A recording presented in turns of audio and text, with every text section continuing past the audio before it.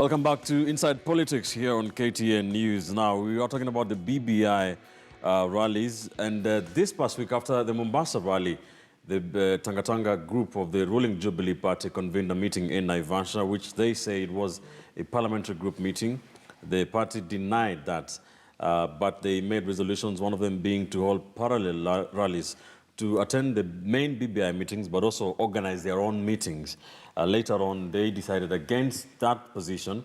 And political pundits have been saying that the allies of Deputy President William Ruto, as they try to chart their political future, they have been caught in kind of catch-22 situation where the BBI is the main political fodder in this country, and they are quite unsure what to do with it, really, in this. And they don't want to be left in the political cold. They don't want to be seen as being against the BBI juggernaut. So is it a kind of a catch-22 situation for them? What next for the allies of Deputy President William Ruto? We can start in Kitui, where Kipchumba Murkomen and Moses Kuria, they arrived late. There was a bit of commotion. They were not given time to speak. They said they were going to hold their own rallies. They did not do that, so they have to attend the other ones. They said they will attend all the rallies that have been organized, but they look like they're not wanted in those rallies, but they don't want to be left out, yet they have dissenting views on the BBI. How does it play out for them? Well, Ben, I've taken time to watch these rallies from A to Z. And for the yesterday meeting, it would be erroneous to say that the Tanga Tanga players were not given the opportunity to address the rally. Because even the Kieleweke or the ODM players did not even address the rally. It was only a few governors, and then Kalonzo Musyoka, and then Raila Odinga. The other MPs did not address. Even James Orengo, who normally is in Raila's corner, did not get opportunity to address. Is the leader of majority in the Senate. Yeah, but also the leader of the minority did not get a chance to speak. Not a single senator or MP spoke apart from the host MP and the host senator. But the rest were just told to stand up and wave. And if you have to give everybody a chance to speak, and you've got about 200 MPs, I mean, the event will start at 9 in the morning, and then it will come to an end 24 hours later. Okay. And then again, you realize when they're given the opportunity to speak, there's nothing substantive new they're saying. They say that nakubaliana na hiyo. Like what Kanini Kega said, I agree with this, I agree with this. Nobody introduces anything substantive, then you say, wow. Okay. Now, for the Tanga Tanga players, yes, if they want to attend the rallies organized by Raila Odinga, then they must embrace good manners and best practices. If they see the program and Raila is supposed to arrive, say, at 12 o'clock, they should be seated at 10.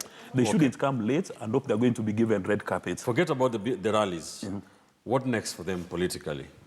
Now, in my view, what the deputy president needs to do is to go back to the US and have a conversation with Dick Morris and Bill Clinton and come up with the triangulation policy. Take the good ideas within BBI, push them to the next level, organize your own countrywide meetings, and popularize. Be seen to be the champion of BBI. Because as it is right now, the mood created in the nation by President Kenyatta and his brother Raila Odinga is that if you've got divergent views on this entire process, or if you want to introduce a new idea, you're going to be told the train has left the station. That's what Raila Odinga said yesterday. The train has left the station. If you're not part of it, you're going to be locked out of Noah's Ark. Okay. So if our the DP and his allies would pick up a few good ideas from BBI and then take them to the next level, what stops the DP from organizing a big BBI rally in Kisumu this weekend? And you know he runs the show, he goes with his team, and they run with it. I think that's what he must do. Because right now, anybody expressing a divergent view or even questioning what BBI is or the handshake, like for instance, right now, there's been an altercation here that what are people really supporting? Is it the BBI or is it the reports? And if you're supporting the reports, we have not seen any reports. It's not yet been validated. Okay. So I think triangulation is what will save the DP. The DP's allies, Hezbollah, if they organize their own rallies, and maybe that is how they thought about it, they will be seen as being against the BBI agenda, yet they have to remain politically relevant. What do they do? And I think that's the catch-22 situation, that the BBI has become, this must-be-in kind of movement, and for obvious reasons, that most Kenyans believe that we ought to do something about our political landscape for us to realize all the other structures of our society, the economic, cohesion and all that. And therefore, everyone wants some mileage out of the BBI. And as it looks right now, it doesn't look like the Tanga Tanga team has a space to claim any political mileage out of this. And I agree with Dismas that they have to be very innovative in the way they approach the BBI. They cannot afford to hold parallel rallies, because then the perception outside there would be like they're running with an idea that is contrary to a popular idea. And then secondly, if they just join and they are not given a stake in it, they will lose out big time on that political mileage. There's a feeling, Hezbon, that every politician in this country is planning their future in terms of pre-2022 politics, and that the opposition, if you can call it that, the ODM and the other parties, those politicians have the BBI as a platform to mobilize, but the DP and these people don't have that platform to mobilize. And they think that the BBI, the pro-BBI politicians are not being, truthful to Kenyans, telling them this is about BBI, yet it is just about political expediency. Do they have an argument? Well, I think they have an argument. And you see, the argument is for them to get mileage, they have to have a conversation on why they're not part of that. That this has nothing to do with Kenyans. This is a question of a few individuals who are looking for power. And from where I sit, and my own understanding of how we came to the space where we are, it is erroneous. Because the assumption that Raila is using that vehicle to propel himself to leadership is something that people can only infer. We've not seen it. I think Raila has been in enough public spaces and said he cannot talk about 2022, he is not in the race. Now, the challenge that this other team has is that they have a candidate who has already declared that he is interested in 2022. And there's the risk of having this candidate take political mileage out of this. So if you look at it from a very neutral point of view and assume that you are not talking politics about this, it is only safe that the BBI is driven with the assumption that it is not giving anyone any political mileage. And there are two key players here. One, I think it is incumbent upon ODM and the Right Honorable Raila Odinga to ensure that this process is perceived by Kenyans as a process that has nothing to do with 2022. Are they doing that? Probably yes. Do they need to do much more than what they're doing? Yes. Then, the second thing is, if the Tanga Tanga team wants to gain a stake, yes, then they also have to seed this talk about 2022 so that Kenyans are rallied around a movement that sorts the issues, because all of us are looking at 2022 as that watershed moment that President Uhuru Kenyatta is going to leave us with, where our votes will count. Speaking so whoever becomes the president is academic. Speaking about President Uhuru Kenyatta, Mark, the president has not been attending the BBI rallies, but we have seen what looks like a deliberate effort by the president to move around the country, including central Kenya, to assert control and even talk at some of his critics who are allies of the deputy president, that direct, it seems that the gloves are off, as the Sunday Standard is saying. Is that the case? Absolutely. I think the president is without choice. He's without choice because, number one, let's remember, the closer 2022 comes, the less of a potent force he is in Kenya's political space. And number two, you've seen the incursions within Tanga Tanga towards securing Mount Kenya, and how a lot of talk that has come out of that is to basically say that the president is not doing anything. And if you look at the president's key touch points in that place, when he begins to talk about tea and coffee and agriculture, those were the issues, and milk especially, those were the issues that the Mount Kenya region were saying that he's not addressing, which was the reason why he was getting a lot of criticism and sometimes abuses from people as high up as an MCA and as low as MPs. And that's really what the problem has been for Uhuru Kenyatta. But also, let's remember that Uhuru Kenyatta has been sitting in State House, sending out emissaries, but he feels like his emissaries turned his development agenda into a campaign agenda. And on top of that, let's not forget, it's a critical issue. it is not true that the Tanga Tanga wing does not have the capacity to hold rallies the way Raila does. Let's remember the biggest complaint that the president has had for almost a year and a half now has been that Tanga Tanga has been doing Tanga Tanga rallies across the country, disguised as development projects. Let's not forget that even as we talk about abuses and stuff like that and calling each other names, let's not forget there are people who still call each other witch doctor here and conman and handshake and things like that. So this country is at a place where it needs the president as a symbol of national unity to begin to take up that role and unify the country. Number two, we need to understand that this country needs to grow up a little bit. There's a difference between criticism and abuse. And a lot of what is happening now in top political leadership is veiled abuse. And this is what I mean.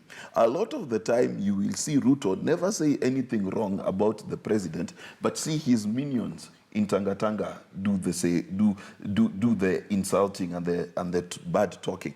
You get to the same section where people are allied to the president, sometimes known as Kieleweke, are also known to abuse the other side. Then you go to the rank and file of ODM. So this cascading of insults needs to be changed. Finally, the president needs to focus his legacy in these three things that he's succeeding in so far. Number one, in the fight against corruption.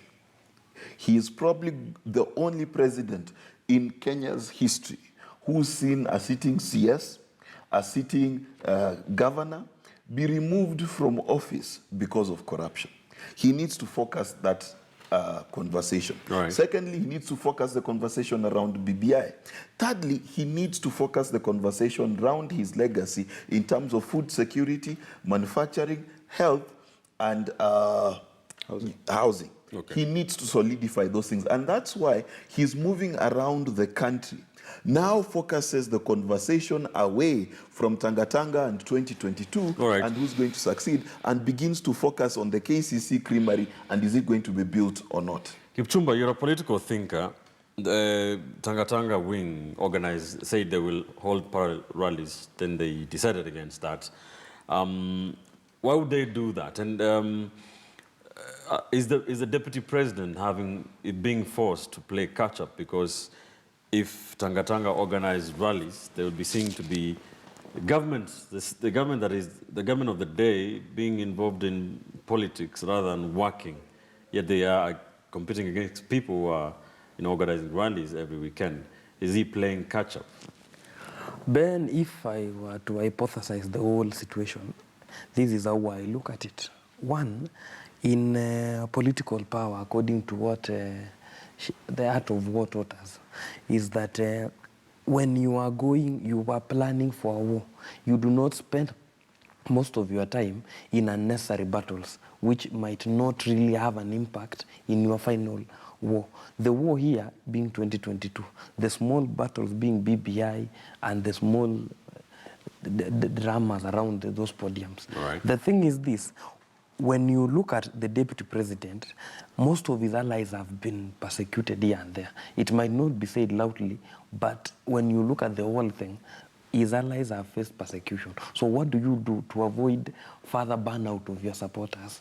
You avoid instances where there will be confrontation which might result in them burning out, because you don't want to reach where the fever pitch when you do not have strong people following you. And that's why, that might be the reason that informed getting out of those parallel rallies, because I do not think Tanga Tanga lacks both the financial wherewithal and the political capital to mount a rally. I do not believe. But the issue is you do not want burnout. The other aspect also is the aspect of when you have an opponent and you don't want to declare war on your opponent, you take the options to your opponent's doorstep for him to choose. If they choose peace, you live by that. If they choose war, the world knows that they have declared war against you. It will not be you declaring war on them. So by attending those BBI rallies, Okay. what they are supposed to get out of it is very simple. You go there, and I think so far, the people organizing the rallies are falling into the trap in both ways, hook, line, and sinker. They are in it. Because How do you figure? I figure it this way. When you go to Twitter after those rallies, nobody discusses what Raila Odinga said. Like yesterday, it was Moses Kuria trending #1, Charity Ngilu, and a distant fourth was the BBI in Kitui, because the third person was Nyoro. So at the end of the day, what the public sees, you know, when Tanga Tanga goes to those rallies, what the public will see will be like a Raila Odinga BBI meeting. Not these other things. But the message that people will leave with it there, like yesterday, nobody remembers what Kifutha Kibwana said, as important as it was. But people, when you go to social media, they remember Apewe Kiti. Right. Nobody will quote what was said there, like the issues on natural resources, the issue of making Kitui County. You quoted. Making Kitui County an economic something. There's something Kalonzo said, not Konza, there's something that Kalonzo said. Special economic zone. Yes, a special economic zone, which I feel, because of the space in Kitui County and its proximity to Mombasa, there is a lot that we need to go and delve into that. And that's why, as I said earlier, there is need for some of those ideas, like the one for special economic zone, making Mombasa a free port. Okay. Those ideas should be discussed within the town halls so that people can really appreciate some of those things. Okay. Ben, there's some interesting things here. Let's ask ourselves, do we actually need BBI to create a special economic zone? I don't know whether we need BBI for that. And then the second thing, everything that a politician does today, every political process is towards getting political capital. That political capital is about winning the elections. So this BBI, either participating in it, maybe by act of omission or commission, is about securing political capital for 2022. When you look at the list of the people given the opportunity to speak, all of them are dancing from the same script. The message has been rehearsed, well agreed before. So there is no way we'll sit here and say that this 2022, or rather BBI, is not about 2022. No way. When a politician goes to church, they don't see followers, they see votes. So there is no way a politician would venture into anything if they're not going to get any political capital. So this 2022 is about Raila reorganizing his Pentagon and trying to see whether he's the one who is going to run or is he going to endorse someone. Ben, do you disagree with that, Mark? Ben, let's be very clear. Let's be very, very clear. Do you and disagree with that? I do, and I'll tell you why. The truth of the matter is this. There is one politician who has stated he has no stake in 2022.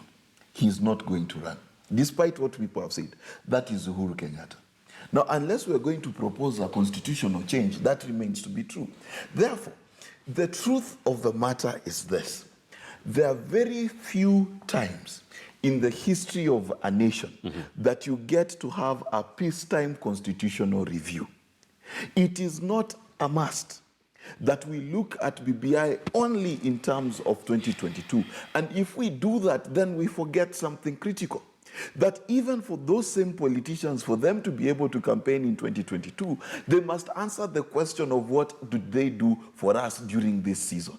They must answer that question. Right. Let us remember that BBI as a document, the way it is, because the process is not to invalidate the document that is there. The process is to validate and to add value to the document that is there. The document that I have read is a good document, and it's not about 2022. Unless tax breaks for me for 7 years will be about someone running for office. There are things there that are good for Mora, for Nekesa, and for everybody in this country. So let's not mix issues here. And also, Nelson Mandela, in his last term, the changes he made to South Africa, were they about him seeing everyone as votes? This is what I'm talking about. Let's not look at this process simply from the lens of political magnitude of 2022. Let's look at it as an opportunity for the Kenyan people to get their pound of flesh. Ben, let me just make one quick statement. Let me help something here. Mark must understand that we are in a political space. We might hate talking about 2022, but there is something that underlies politics, Mark. BBI is not as a result of Canon Karanja of NCCK shaking hands with Cardinal Njue. If that is where you got it wrong. What we want to say is that BBI now should outlive the political players, Raila Odinga and Uhuru Kenyatta. It should percolate down to mwananchi. And that's why if today we were to leave this studio and lie to ourselves that BBI is not about politics. Uhuru Kenyatta has said times without number that we want to correct this issue of winner take it all. Winner take it all is not a Nairobi Stock Exchange. It is a political concept. Yeah, but I think what Mark is saying is simple. That, it is a political process because it is about distribution of resources. Yes. And of course, it was born out of a political turmoil. But it is not about 2022. Being a political process does not make it all about 2022.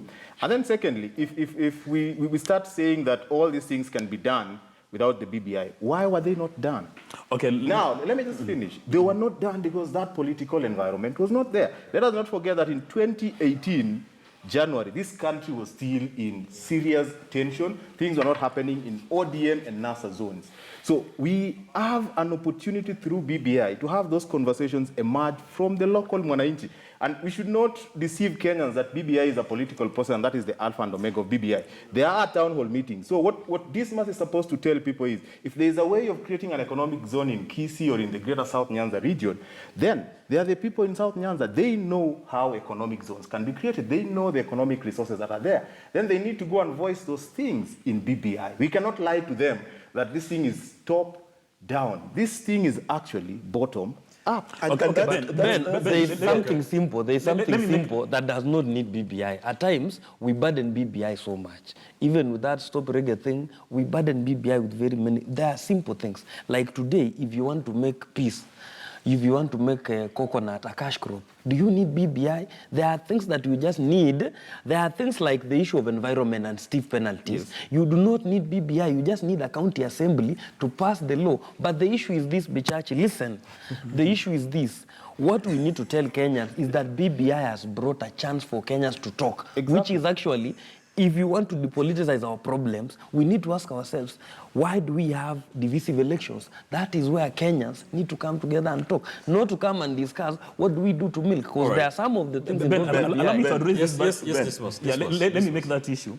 When President Uhuru Muigai Kenyatta and Raila Odinga stood outside Harambee House, they said they revisited history from 1963 and did ask themselves one important question. How come every time we go to election, every 5 years, there is a violence? So they said that is their primary responsibility, to ensure that every 5 years when you go for an election, you are not going to have violence. So we are not going to sit here and claim that everything we are doing around BBI has got nothing to do with 2022. They indicated that they want that from 2022 henceforth, every election in Kenya is going to be peaceful. And one would assume that they're going to sort out IBC and ensure that when IBC declares a winner, then every Kenyan goes to bed knowing that somebody has actually won. All right. So if we sit here and then we say that that handshake had nothing to do with politics, then of course, we'll be missing the point. It's only that it's not about who becomes the president in 2020. Yes, we are out of time. We are waxing lyrical, Ben. Let's be very clear and very honest. There are two kinds of politics in this country at play in this country. There's a politics of 2022 being the be-all and end-all of everything in terms of succession. Then there's a politics of developing this country, uniting this country, and making sure we have a better country. The politics of Tanga Tanga of 2022 is different from the politics of trying to unite the country, fighting corruption, and other issues. So let's be very clear on that. All right. We will find out very soon which kind of politics the BBI will be playing out. Will Kenyans indeed be going for a constitutional referendum? Meanwhile, the BBI rallies continues. The BBI organizers have blacked out Ruto's allies from addressing those rallies. We will be keeping an eye on things and seeing how the things and the issues and the politics develops